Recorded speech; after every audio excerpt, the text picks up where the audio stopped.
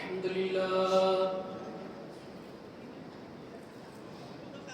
لله رب العالمين، والصلاة والسلام على سيد الأنبياء والمرسلين. أما بعد، فأعوذ بالله من الشيطان الرجيم. بسم الله الرحمن الرحيم. ألا بذكر الله تطمئن القلوب. صدق الله مولانا العظيم وبلغنا رسوله النبي الكريم الأمين، ونحن على ذلك لمن الشاكرين والشاكرين. قال الله تبارك وتعالى في شأن محبوبه الكريم: إن الله وملائكته يصلون على النبي يا أيها الذين آمنوا صلوا عليه وسلموا تسليما. اللهم صل على سيدنا مولانا محمد طب القلوب ودوائها وعافية الأبدان وشفائها ونور الأبصار وضيائها وعلى آله وصحبه وبارك وسلم وصلوا عليه. حضور نبی کریم رؤوف الرحیم صلی اللہ تعالی علیہ وآلہ وسلم کی ذات بالا صفات پر درود و سلام پڑھنے کے فضائل بے حد بے شمار ہیں. آقا علیہ الصلوۃ والسلام کا فرمان رحمت ہے. آپ فرماتے ہیں کہ مجھ پر کثرت سے درود شریف پڑھا کرو، کیونکہ قبر میں تم سے میرے متعلق سوال ہوگا. اور سرکار مدینہ صلی اللہ تعالی علیہ وآلہ وسلم نے فرمایا کہ درود شریف قیامت کے روز پل صراط پر تاریکی اندھیرے کے وقت نور ہوگا. صلو علی الحبیب اللہم صلی علی سیدنا مولانا محمد وعلى الجود والکرم وآلہ وصحبہ وسلم. صلاۃ و سلام علیک یا سیدی یا رسول اللہ صلی اللہ علیہ وسلم.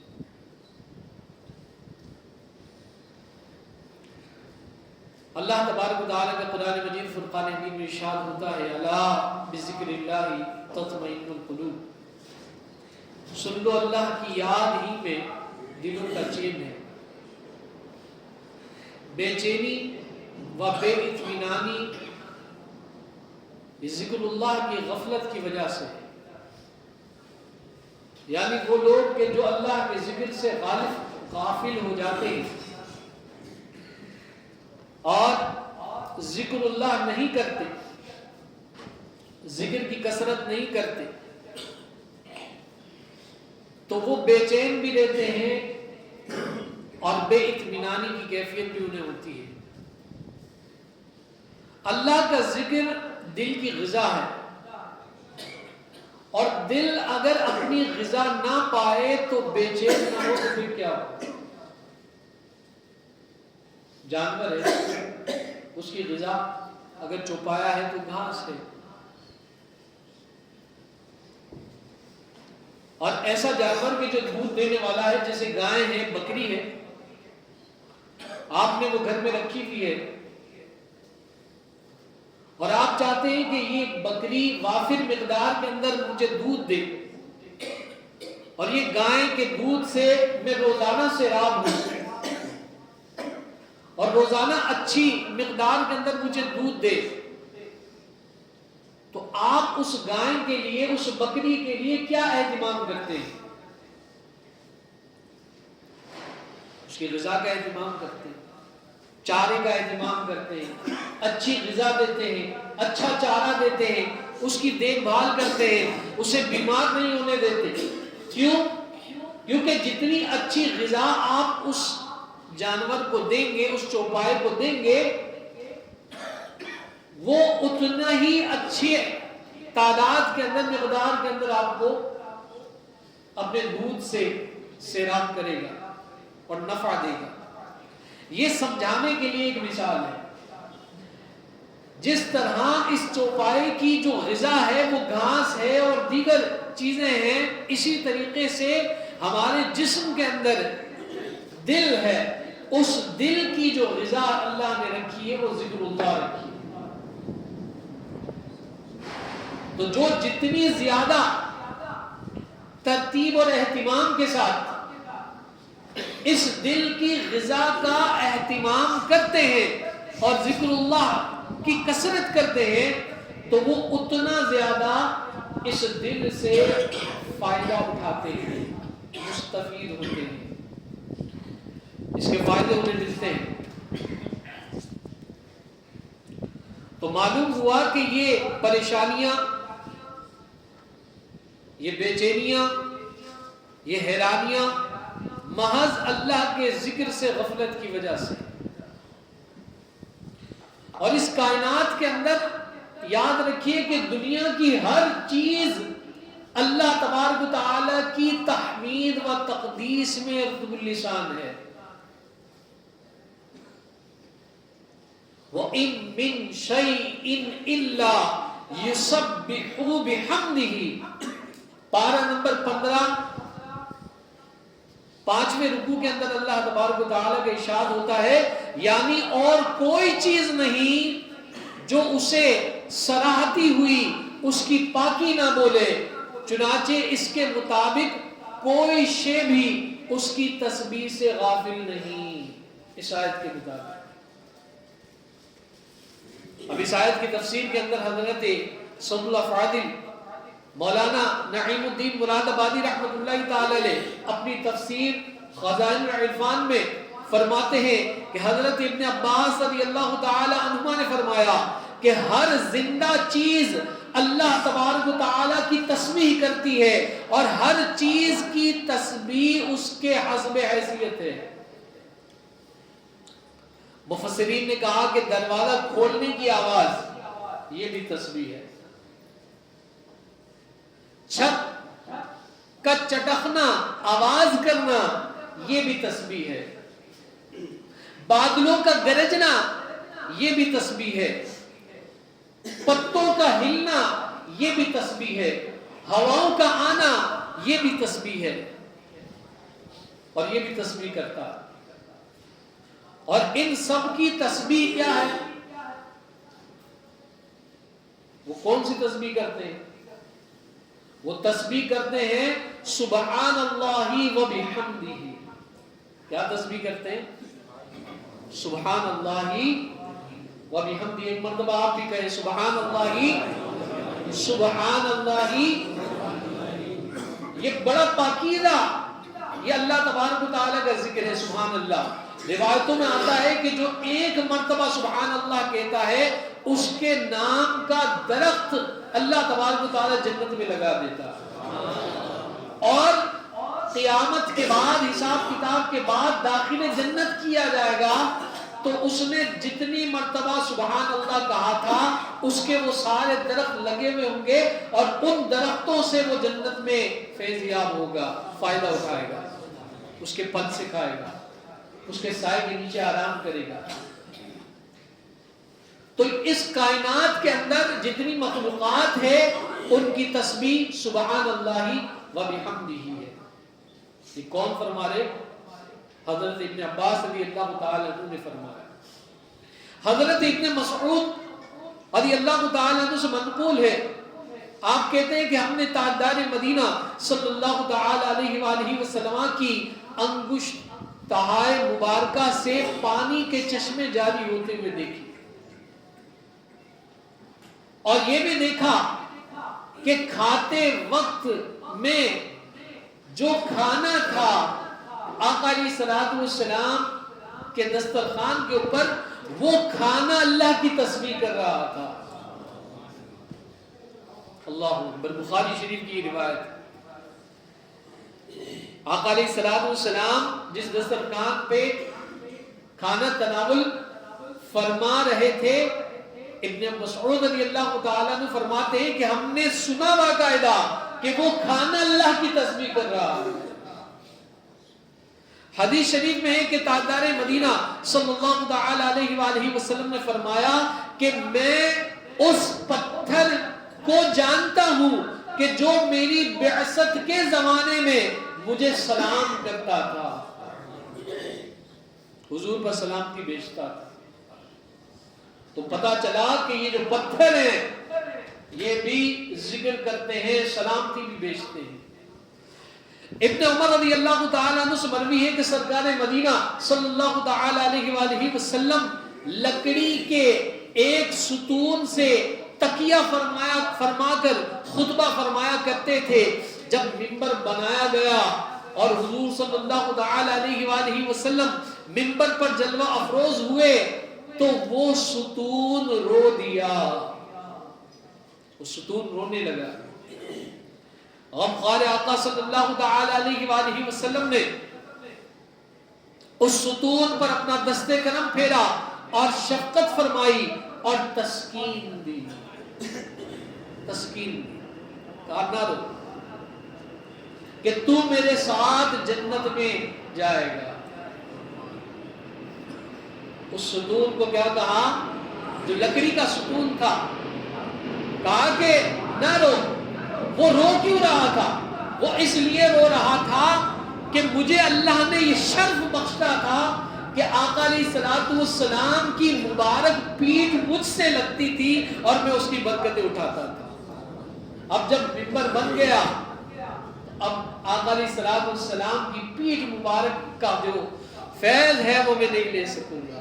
زیارت تو ہوتی رہے گی لیکن وہ جو برکت خاص تھی وہ مجھے نہیں ملے گی. اس غم میں وہ ستون رو رہا تھا. تو آقا علیہ الصلوۃ والسلام نے تسکین پہنچائی، دست کرم پھیرا اور کہا مت رو، تو میرے ساتھ جنت میں داخل ہوگا، جنت میں جائے گا. جس کی تسکین سے روتے ہوئے ہنس پڑے اس تبسم کی عادت پہ لاکھوں سلام.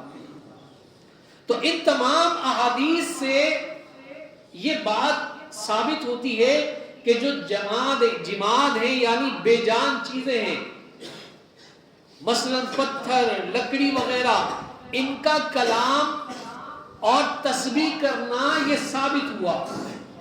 اسی طرح شجر، حجر، جمادات، حیوانات، یہ سبھی اس کی یاد میں مشغول ہیں، اس رب کی یاد میں مشغول ہیں. اور جو غافل ہوا اس نے نقصان اٹھایا، جو اس کی یاد سے، جو اس کے ذکر سے غافل ہوا اس نے نقصان اٹھایا. چنانچہ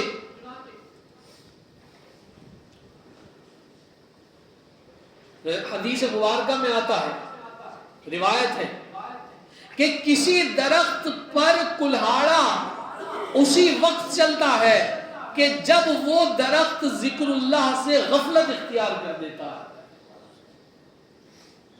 جب تک وہ ذکر میں رہتا ہے اس پر کلہاڑا نہیں چلتا، جب وہ ذکر سے غافل ہو جاتا ہے تو وہ کٹ جاتا ہے.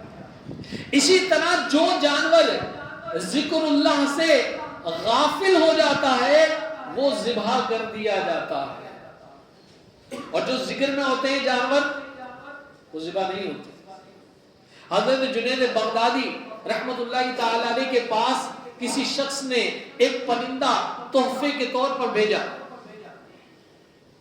آپ نے قبول فرما کر اسے پنجرے میں بند کر دیا اور کچھ مدت اپنے پاس رکھ کر ایک دن اسے آزاد کر دیا. لوگوں نے پوچھا کہ حضرت آپ نے اسے آزاد کیوں کر دیا؟ اس پرندے کو، بڑا قیمتی پرندہ تھا، بڑا نایاب پرندہ تھا، آپ نے اسے آزاد کر دیا. تو آزاد کیوں کیا، اس کی کیا وجہ ہے؟ تو حضرت جنید بغدادی رحمت اللہ تعالی علیہ نے فرمایا کہ مجھے اس پرندے نے بڑی منت سے کہا تھا کہ اے جنید، افسوس تو اپنے دوستوں کے ساتھ ملاقات کا لطف اٹھائے اور مجھے میرے دوستوں کی ملاقات سے یہ دور رکھے اور پنجرے میں بند رکھے. مجھے اس پر رحم آیا اور چھوڑ دیا. اڑتے وقت وہ پرندہ نصیحتاً ایک بات کہنے لگا اور وہ بات بڑے پتے کی کہہ کر گیا اور وہ کہنے لگا کہ اے جنید بغدادی، پرندہ یا جانور جب تک ذکر اللہ میں مصروف رہتا ہے، آزاد رہتا ہے، اور جہاں وہ ذکر اللہ سے غافل ہو جاتا ہے اس پر قید طاری کر دی جاتی ہے، قید میں مبتلا کر دیا جاتا ہے۔ تو اے جنید، میں یاد الہی سے ایک ہی دن غافل ہوا تھا، ایک دن میں نے اللہ کی یاد سے غفلت اختیار کی، جس کی سزا میں مجھے پنجرے کی سخت قید بھگتنا پڑی اور میں قید کر لیا گیا، اور پھر میں نے اللہ کا ذکر شروع کیا تو آپ نے مجھے آزاد کر دیا، اور یہ آزادی مجھے اللہ کے ذکر کی برکت سے مجھے ملی ہے۔ ان لوگوں کے لیے افسوس ہے کہ جو اکثر اوقات ذکر اللہ سے غافل رہتے ہیں اور اس غفلت کی وجہ سے پھر پریشانیوں کا شکار رہتے ہیں۔ اب وہ پرندہ اڑتے ہوئے کہنے لگا کہ اے جنید، میں آپ کے سامنے پکا وعدہ کرتا ہوں کہ آئندہ کبھی ذکر اللہ سے غافل نہ رہوں گا۔ یہ کہہ کر پرندہ اڑ گیا۔ پھر وہ پرندہ حضرت جنید بغدادی رحمت اللہ تعالی علیہ کی زیارت کے لیے آیا کرتا اور ان کے ہمراہ دسترخوان پر دانے وغیرہ بھی کھایا کرتا تھا۔ جب حضرت جنید بغدادی رحمت اللہ تعالی علیہ کا وصال ہوا تو وہ پرندہ بھی زمین پر گر پڑا اور تڑپ تڑپ کر اسی وقت ٹھنڈا ہو گیا۔ اس کے بعد حضرت جنید بغدادی رحمت اللہ تعالی علیہ کو کسی نے خواب میں دیکھا اور حال پوچھا، ما فعل اللہ بکا، کہ اللہ تعالی نے آپ کے ساتھ کیا معاملہ کیا؟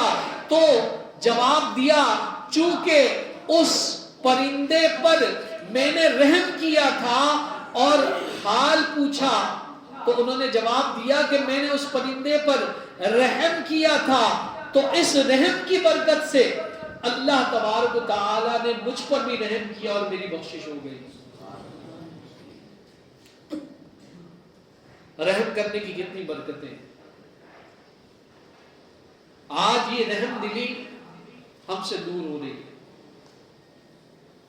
آج ذکر اللہ کرنا یہ ہم سے دور ہو رہا۔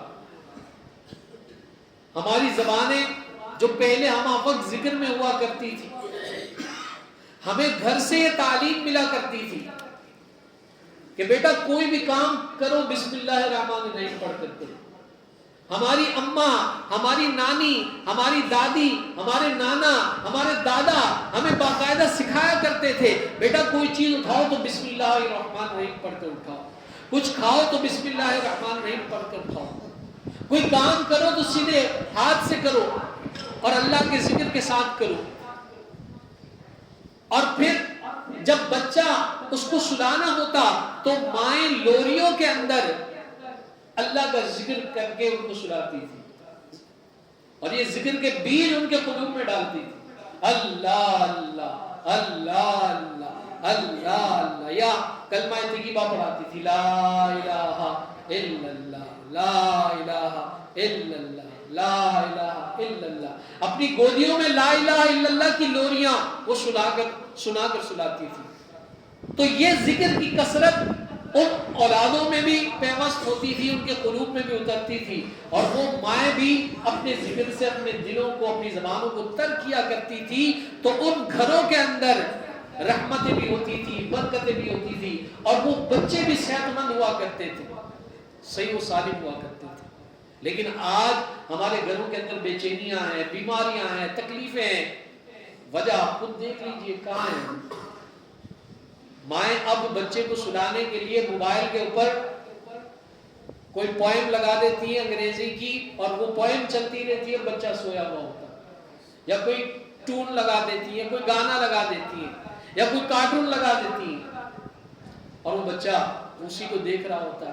تو ہم اب الٹ چل رہے ہیں، کچھ اور اپنے بچوں کے قلوب کے اندر ڈال رہے ہیں۔